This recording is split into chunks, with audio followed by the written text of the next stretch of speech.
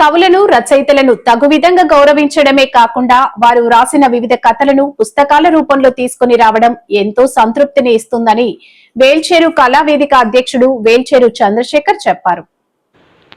ఆదివారం భీమిలిలో వేల్చేరు కళావేదిక ఆధ్వర్యంలో కళా సాహితీ సహకారంతో నిర్వహించిన కథల పోటీల విజేతలకు బహుమతి ప్రదాన కార్యక్రమాన్ని ఘనంగా నిర్వహించారు. ఈ సందర్భంగా ఆయన మాట్లాడుతూ వేల్చేరు కళావేదిక పిలుపుకి స్పందించి లబ్ధి ప్రతిష్ఠులైన కవులు మొత్తం 120 కథలను ఈ పోటీకి పంపించారని ఆయన తెలిపారు. అందులో 15 కథలను బహుమతికి ఎంపిక చేయడం జరిగిందని చెప్పారు. నవలూరి వెంకటేశ్వరరావు రచించిన దామోదరుడి నోస్టాల్జియా మరియు నందిరాజు పద్మాలత జయరాం రచించిన జీవోన్నాస్తి మృత్యురా గోచరహ అనే 2 కథలకు 10,000 రూపాయలు, మరొక 4 కథలకు 5,000 రూపాయల చొప్పున, 4 కథలకు 3,000 రూపాయలు, మరొక 5 కథలకు 2,000 రూపాయల చొప్పున 62,000 రూపాయలను బహుమతులుగా అందజేయడం జరిగిందని చెప్పారు. ఈ కార్యక్రమానికి తనకు పూర్తి సహకారం అందజేసిన తన కుమార్తె వేల్చేరు ప్రశ్న మరియు ఇతర కుటుంబ సభ్యులకు ఆయన కృతజ్ఞతలు తెలిపారు. కళా సాహితీ అధ్యక్షుడు పొత్తూరి రాజేంద్ర ప్రసాద్ వర్మ మాట్లాడుతూ ఇంత మంచి కార్యక్రమానికి శ్రీకారం చుట్టిన వేల్చేరు చంద్రశేఖర్ను ప్రత్యేకంగా అభినందించారు. రాబోయే తరాలకు మన భాష, సంస్కృతి విలువ తెలియజేయడానికి ఇలాంటి కార్యక్రమాలు మరిన్ని జరగాలని ఆయన అభిలాషించారు. బహుమతికి ఎంపికైన కథలను పుస్తకంగా ప్రచురించి అందరికీ అందుబాటులో తేవడం గొప్ప విషయమని చెప్పారు. సభలో పాల్గొన్న కవులు, బహుమతి గ్రహీతలు తమ ఆనందాన్ని విచ్చేసిన వారితో పంచుకున్నారు. ఈ కార్యక్రమంలో కళా సాహితీ సభ్యులు మునుకుట్ల కోటయ్య, కాళ్ళ సన్ని, ముసునూరి సూర్య శ్రీనివాస్, ఎస్ రమణ ప్రసాద్, పిబిఎంకే వర్మ, పోతిన అరవింద్ తదితరులు పాల్గొన్నారు.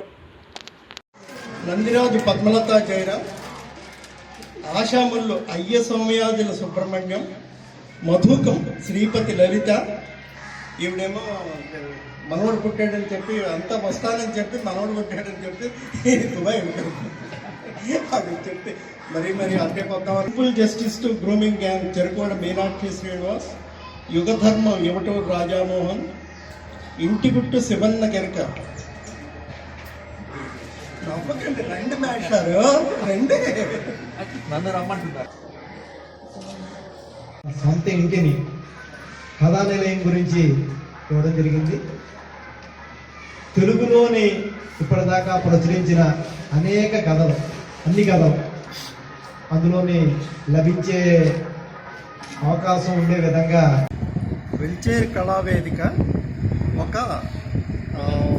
ఆర్గనైజేషన్గా, అంటే కొన్ని కళలకి సంబంధించి సాహిత్యం, సంగీతం, చిత్రలేఖనం, ట్రావెలింగ్, అంటే అదేంటి దేశాలు తిరగడం, ఇవి చూడడం, ఇవన్నీ బ్లాగ్స్ ఉన్నాయి. వీటన్నిటికీ సంబంధించి మేము ఏదైనా ఒక కార్యక్రమం కంటిన్యూస్గా చేద్దామని అనుకుంటున్నాం అన్నమాట. ఈసారి కథల పోటీతో మొదలుపెట్టాం.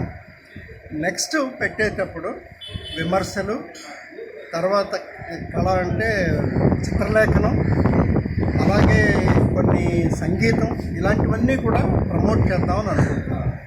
ముఖ్యంగా ఈ కళావేదిక కళా సాహిత్య వారితో కలిసి భీముడిపట్నంని ఒక వేదికగా, భీముడిపట్నం సెంటర్గా, అంటే కేంద్రంగా చేసి భీముడిపట్నానికి మంచి చరిత్ర ఉంది.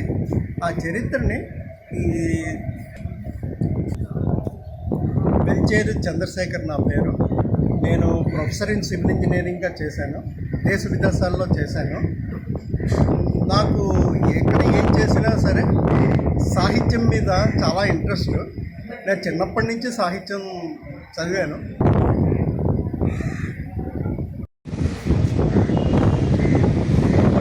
కళా సాహితీ సంస్థ రచయితల్ని, కళాకారుల్ని, చిత్రకారులను ప్రోత్సహించడానికి ఈ సంస్థను ఏర్పాటు చేయడం జరిగింది. ఈ సంస్థ తరఫున రచయితలకి శిక్షణా శిబిరాలు నిర్వహించడం జరిగింది. అదేవిధంగా ఈరోజు కథల పోటీకి సంబంధించిన రచయితలతో ఒక సమావేశాన్ని ఏర్పాటు చేసి వాళ్ళందరికీ కూడా బహుమతులు ఇవ్వడం జరిగింది. రానున్న కాలంలోనే కళా సంకలనాలను ఆహ్వానించి, కవితా సంకలనాలను ఆహ్వానించి వారికి కూడా పురస్కారాలు ఇవ్వడానికి ఆలోచించారు. కళాకారులు ఎవరైనా ఉన్నట్టయితే కళా సాహిత్య సంస్థలో చేరి దీనికి ఇతోధికంగా ప్రోత్సహించాలని చెప్పి కోరుకుంటున్నాను.